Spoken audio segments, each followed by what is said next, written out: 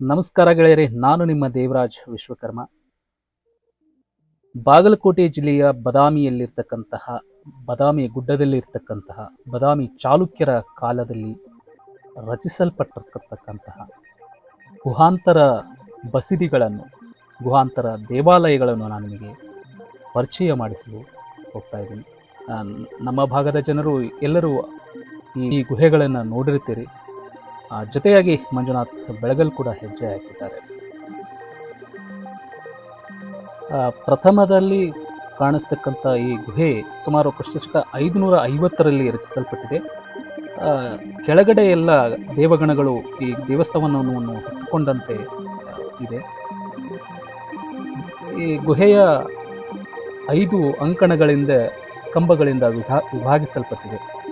ಮುಖಮಂಟಪ ದಾಟಿದೊಡನೆ ಎಡಕ್ಕೆ ಹರಿಹರ ಮತ್ತು ಬಲಕ್ಕೆ ಅರ್ಧನಾರೀಶ್ವರನ ದೊಡ್ಡದಾದ ವಿಗ್ರಹಗಳಿವೆ. ಪೌರಾಣಿಕ ಕೆತ್ತನೆಗಳು, ಮುತ್ತಿನ ಹಾರಗಳು, ಎಲೆಗಳು, ಪದಕಗಳು, ಹಂಸಗಳು, ದೇವತೆಗಳ ಚಿತ್ರಗಳು ಕಂಬಗಳನ್ನು ಅಲಂಕರಿಸಿದೆ. ಮುಖಮಂಟಪವನ್ನು ದಾಟಿಕೊಂಡು ಒಳಗಡೆ ಹೋದಾಗ ಗರ್ಭಗುಡಿ ಮತ್ತು ಮುಖಮಂಟಪಕ್ಕೆ ಮಧ್ಯದಲ್ಲಿ ವಿಶಾಲವಾದ ಒಂದು ಸಭಾಮಂಟಪ ಇದೆ. ಮೊದಲನೇ ಮಹಡಿಯ ಗರ್ಭಗುಡಿಯು ಲಿಂಗರೂಪದ ಶಿವನಿಗೆ ಅರ್ಪಿತವಾಗಿದೆ. ಇಲ್ಲಿ ಲಿಂಗುವಿನಾಕಾರದ ಶಿವಲಿಂಗ ಕೂಡ ಪ್ರತಿಷ್ಠಾಪಿಸಲ್ಪಟ್ಟಿದೆ. ಆದರೆ ಪ್ರಸ್ತುತವಾಗಿ ಇಲ್ಲಿ ಈಗ ಸದ್ಯ ಪೂಜಾ ಅಥವಾ ಆಚರಣೆಗಳು ಏನು ನಡೆಯುತ್ತಿಲ್ಲ. ಹೊರಭಾಗದ ಪಕ್ಕದಲ್ಲಿ ಬಂಡೆಯಲ್ಲಿ ಅದ್ಭುತವಾದ ನಟರಾಜನ ವಿಗ್ರಹವಿದೆ ನಡೆದಿದೆ. ಅದೇ ರೀತಿಯಾಗಿ ಎಡಬದಿಯಲ್ಲಿ ದ್ವಿಜ ಶೈವ ದ್ವಾರಪಾಲಕ ಋಷಭಕುಂಜರ, ಗೂಳಿ ಮತ್ತು ಆನೆಯ ಒಂದು ಮಿಶ್ರಣದಲ್ಲಿರ್ತಕ್ಕಂಥ ಶಿವ ಪಾರ್ವತಿಯರು ನಂದಿಯನ್ನೇರುತ್ತಿರುವ ಶಿಲ್ಪಗಳು ಇವೆ. ಚಿಕ್ಕ ಗುಹೆಗಳಲ್ಲಿ ದುರ್ಗಾ ಮಹಿಷಾಸುರ ಮರ್ದಿನಿ ಅಂತ ಒಂದು ಮೊದಲನೇ ಮಂಟಪವನ್ನು ನೋಡಿಕೊಂಡು ಸಹ ಪ್ರವಾಸಿಗರೊಂದಿಗೆ ನಮ್ಮ ಗೆಳೆಯ ಮಂಜುನಾಥನ ಮುನ್ನಡೆಯಲ್ಲಿ ಎರಡನೇ ಗುಹಾಲಯವನ್ನು ನಾವು ನೋಡಲು ಹೊರಟೆವು. ಆ ಎರಡನೇ ಗುಹಾಲಯದ ನೋಡುವಾಗ ಅಲ್ಲಿ ನಮ್ಮ ಕಪಿ ಸೇನೆ ಕೂಡ ನಮಗೆ ಭೇಟಿಯಾಗಿ ಶುಭ ಹಾರೈಸಿತು.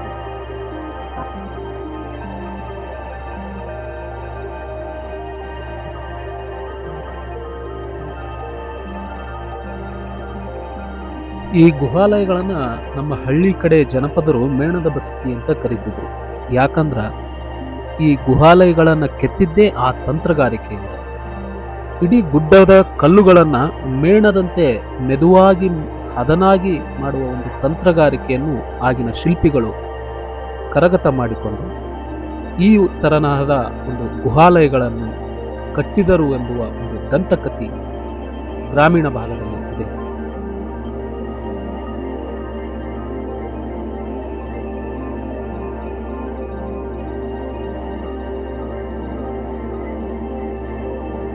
ಎರಡನೇ ಗುಹಾಲಯವು ಆ ಕಡೆ ಈ ಕಡೆ ದ್ವಾರಪಾಲಕರನ್ನು ಒಳಗೊಂಡು ಒಳಮಂಟಪದಲ್ಲಿ ಭೂಮಿಯನ್ನು ಮೂಗಿನ ಮೇಲೆ ವರಹ, ಮೇಲ್ಚಾವಣಿಗೆ ಮತ್ಸ್ಯ ಚಕ್ರ ಮತ್ತು ಹಾವಿನ ಒಂದು ಸರ್ಪ ಬಂಧ ಮತ್ತು ವಾತ್ಸು ಪುರುಷ ನೃತ್ಯ ಮಾಡುತ್ತಿರುವ ಒಂದು ವೀರ ನಟರಾಜ ಶಿಲ್ಪ, ಕಂಬಗಳ ಮೇಲೆ ಅತ್ಯಂತ ಸೂಕ್ಷ್ಮವಾದ ಕೆತ್ತನೆಗಳು, ಹೊರಮಂಟಪ ಮತ್ತು ಗರ್ಭಗುಡಿಗೆ ಅಂಟಿಕೊಂಡು ಮಧ್ಯದಲ್ಲಿ ಒಂದು ವಿಶಾಲವಾದ ಸಭಾಮಂಟಪ ಕೂಡಿಸಿದ್ದಾರೆ. ಗರ್ಭಗುಡಿಯಲ್ಲಿ ಯಾವುದೇ ಮೂರ್ತಿಗಳ ಅವಶೇಷ ಇಲ್ಲ, ಗದ್ದುಗೆ ಮಾತ್ರ ಕಾಣ್ತಾ ಇದೆ.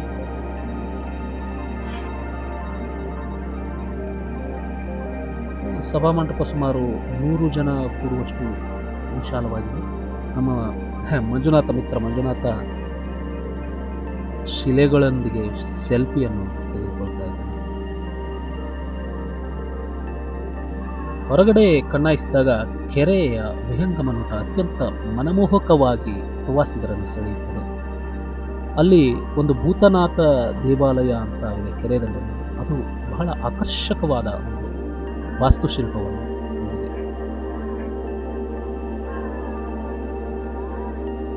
ಆಗಿನ ಕಲಾವಿದರ ಒಂದು ಕೈಚಳಕವನ್ನ ಈಗಿನ ತಂತ್ರಜ್ಞಾನದ ಕಾಲದಲ್ಲಿ ನಮಗೆ ಮಾಡಲು ಆಗೋದಿಲ್ಲ.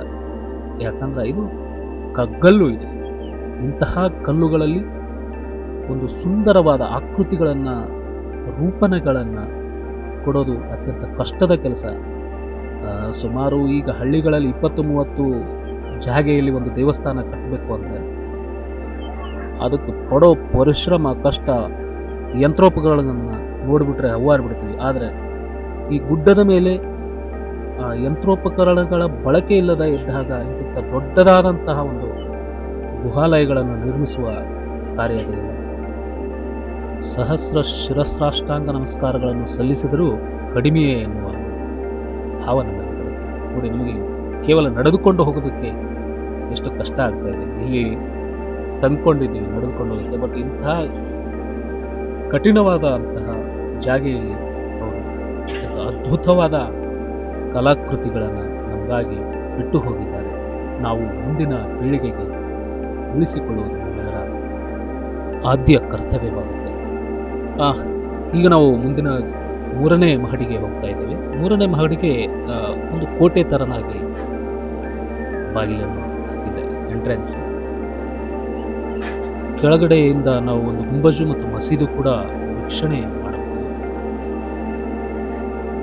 ಹೆಬ್ಬಾಗಿಲನ್ನ ನೋಡ್ತಾ ಹೋದಾಗ ಆಗಲೇ ಮಂಜುನಾಥ ಒಂದು ವಿಶೇಷವನ್ನ ಗಮನಿಸಿದ. ಬಾವಲಿಗಳು ಆ ಬಾಗಿಲಿನ ತೋಳಿನಲ್ಲಿ ಕೊಠರೆಯಲ್ಲಿ ಮನೆ ಮಾಡಿದುಕೊಂಡು ವಾಸವಾಗಿದ್ದಾವೆ. ಹಗಲೊತ್ತು ಅವುಗಳಿಗೆ ದೃಷ್ಟಿ ಇರುವುದಿಲ್ಲ.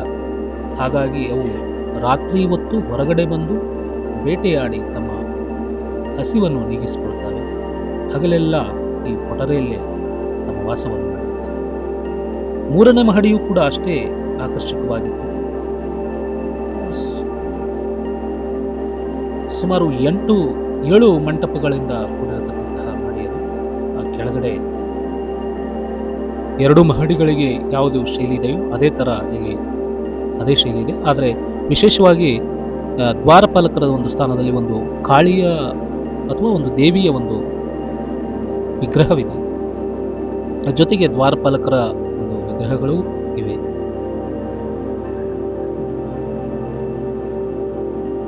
ಕಂಬಗಳಲ್ಲಿ ಸೂಕ್ಷ್ಮ ಕೆತ್ತನೆಯ ಚಿತ್ರಗಳು ನಾವು ಕಾಣಬಹುದು. ಒಳಮಂಟಪದಲ್ಲಿ ನಾವು ಹೆಜ್ಜೆ ಇಟ್ಟಾದಾಗ ವರಾಹ, ಇಲ್ಲೂ ಕೂಡ ಲಕ್ಷ್ಮೀ ನರಸಿಂಹ ಮತ್ತು ಭೂದೇವಿಯನ್ನು ಹೊತ್ತುಕೊಂಡಂತಹ ವರಾಹ, 7 ಹೆಡೆಗಳುಳ್ಳಂತಹ ಸರ್ಪ ಇಲ್ಲಿ ನಾವು ಗಮನಿಸಬಹುದು. ಮೇಲ್ಛಾವಣಿಗೆ ವಾಸ್ತುಪುರುಷ ಇತರ ಸರ್ಪಗಳು ಸುರುಳಿ ಆಕಾರದಲ್ಲಿ ಕೆತ್ತನೆಗಳನ್ನು ಮಾಡಿದ್ದಾರೆ. ಕಂಬಗಳ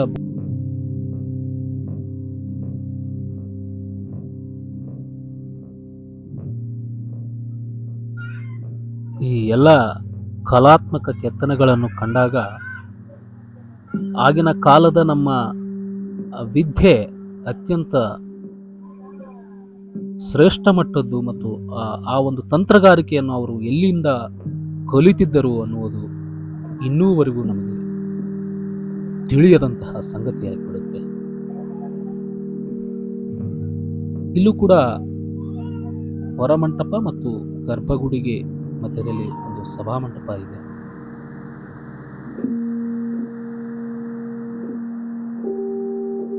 ಸುಮಾರು ಜನ ಇಲ್ಲಿ ಕೂತ್ಕೊಂಡು ಆರಾಮವಾಗಿ ವಿಶ್ರಾಂತಿಯನ್ನು ಪ್ರವಾಸಿಗರು ತಗೊಳ್ತಾ ಇದ್ದಾರೆ. ಎಲ್ಲ ಕಲೆಗಳನ್ನು ನಾವು ಎಷ್ಟು ಹೊತ್ತು ನೋಡಿದರೂ ಆ ಕಲೆಯ ಸೌಂದರ್ಯವನ್ನು ನೋಡ್ತಾನೆ ಇರಬೇಕು ಅಂತ ಭಾಸವಾಗ್ತಾ ಇರುತ್ತೆ.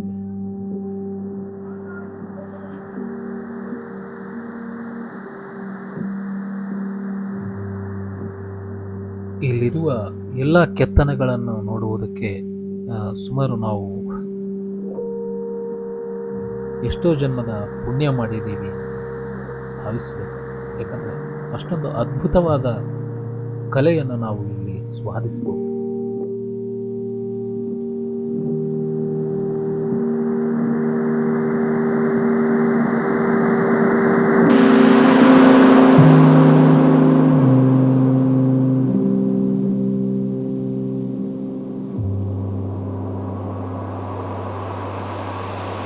ಈ ಮಹಡಿಯು ಕೂಡ ತುಂಬ ವಿಶಾಲವಾದ ಒಂದು ಸಭಾಮಂಟಪವನ್ನು ಹೊಂದಿದೆ.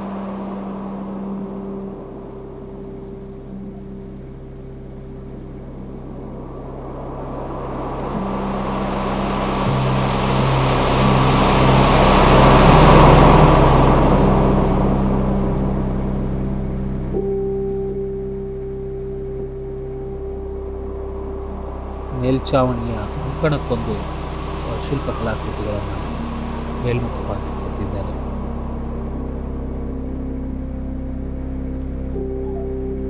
ಗರ್ಭಗುಡಿಯಲ್ಲಿ ಯಾವುದೇ ಮೂರ್ತಿಗಳಿಲ್ಲ, ಗದ್ದುಗೆ ಮಾತ್ರ ನಾವು ನೋಡಬಹುದು. 3ನೇ ಮಹಡಿಯನ್ನು ಮುಗಿಸಿ ಈಗ ಮುಂದಿನ 4ನೇ ಮಹಡಿಗೆ ನಾವು ತಯಾರಾಗಿದ್ದೇವೆ. 4ನೇ ಮಹಡಿ ಈ ಕೆಳಗಿನ 3 ಮಹಡಿಗಳಿಗಿಂತ ಸ್ವಲ್ಪ ಚಿಕ್ಕದಾಗಿದೆ. ಆದರೆ ವಿಶೇಷವಾಗಿ ಇಲ್ಲಿ ಜೈನ ತೀರ್ಥಂಕರರ ಮೂರ್ತಿಗಳನ್ನು ಮಾತ್ರ ಇಲ್ಲಿ ಕೆತ್ತಲ್ಪಟ್ಟಿವೆ. ಸುಮಾರು ನೂರಾರು ಜೈನ ತೀರ್ಥಂಕರ ಮೂರ್ತಿಗಳು ಇದ್ದಾವೆ. 5 ಎಡೆ ಸರ್ಪ ಕೂಡ ನಾವು ಇಲ್ಲಿ ಕಾಣ್ತೀವಿ. ಇಲ್ಲಿ ಪಕ್ಕದಲ್ಲಿ ಚಿಕ್ಕ ಚಿಕ್ಕದಾಗಿರ್ತಕ್ಕಂತಹ ದಿಗಂಬರ ಜೈನ ಮೂರ್ತಿಗಳು ನೋಡು.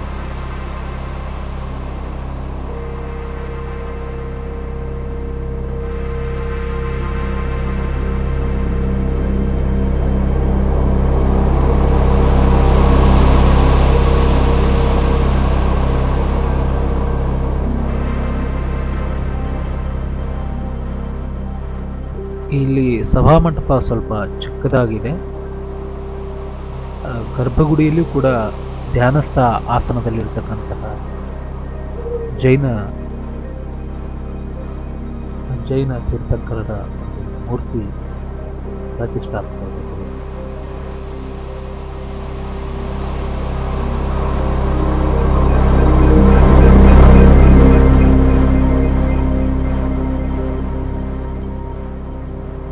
ನಾಲ್ಕನೇ ಮಹಡಿಯಿಂದ ನೋಡಿದ್ರೆ ಆ ಕೆರೆ ಒಂದು ಡ್ರೋನ್ ಶಾಟ್ ಥರ ನಮಗೆ ಕಾಣುತ್ತೆ. ಅತ್ಯಂತ ಸುಂದರವಾಗಿ ಪ್ರವಾಸಿಗರನ್ನು ಸೆಳೆಯುತ್ತೆ.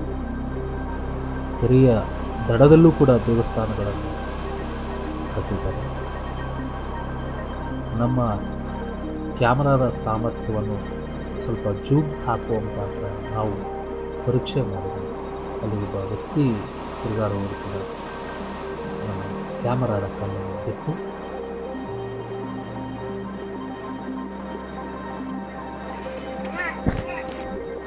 ಎಲ್ಲವನ್ನೂ ನೋಡುತ್ತಾ ಹಾಗೆ ಮುಂದೆ ಕಣ್ಣಾಡಿಸಿದಾಗ ಕೆಲವೊಂದು ಬಳಿವಳಿಕೆ ಥರ ಕಾಣುವ ವಸ್ತುಗಳು ನಮಗೆ ಗೋಚರಿಸಿದವು.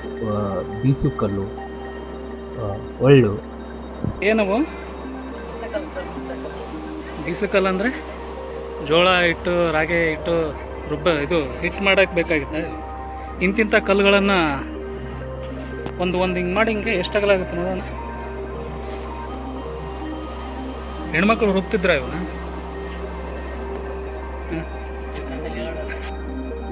ಹಾಗೆ ಎಲ್ಲವನ್ನು ನೋಡಿಕೊಂಡು ಕೆಳಗಡೆ ಹೆಜ್ಜೆ ಹಾಕುತ್ತಾ ಮಂಜುನಾಥ ಹೊರಟನು.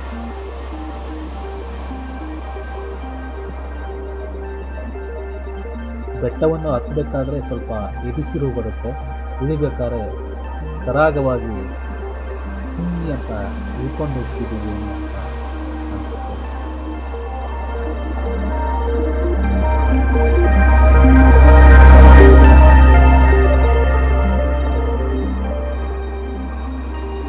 ಈ ಬಾದಾಮಿ ಗುಡ್ಡದಲ್ಲಿ ಸುಮಾರು 7 ಗುಹೆಗಳು ಇದ್ದಾವೆ ಈ ಥರ. ಆದರೆ ವೀಕ್ಷಣೆಗೆ 4 ಮಾತ್ರ ತೋರಿಸಿದ್ದು, ಇನ್ನೂ ಕೆಲವೊಂದಿಷ್ಟು ಗುಹೆಗಳನ್ನು ನಿರ್ಬಂಧಿಸಲಾಗಿದೆ ಅಂತಂದರೆ ಇದು ಬಹುಶಃ ಆ 3 ಗುಹೆಗಳಿಗೆ ಹೋಗತಕ್ಕಂತಹ ದಾರಿಯಾಗಿರ್ಬೋದು ಇದನ್ನು ಕ್ಲೋಸ್ ಮಾಡಿದ್ದಾರೆ ಸುರಕ್ಷತೆಯ ದೃಷ್ಟಿಯಿಂದ. ನೋಡಿ, ಮಂಗಣ್ಣನಿಗೆ ಯಾವ ಸುರಕ್ಷತೆಯೂ ಬೇಕಾಗಿಲ್ಲ, ಆತ ಎಲ್ಲಿ ಬೇಕಾದರೂ ಹೋಗ್ತಾನೆ, ಏನು ಬೇಕಾದರೂ ಸ್ವಚ್ಛಂದವಾಗಿದ್ದಾರೆ. ಆಲ್ಮೋಸ್ಟು ಎಲ್ಲ ಮಂಗಗಳ ಬಣ್ಣ ಕೆಂಪಾಗಿ ಇದ್ದಾರೆ, ಕೆಂಪು ಮಂಗಣ್ಣಗಳು.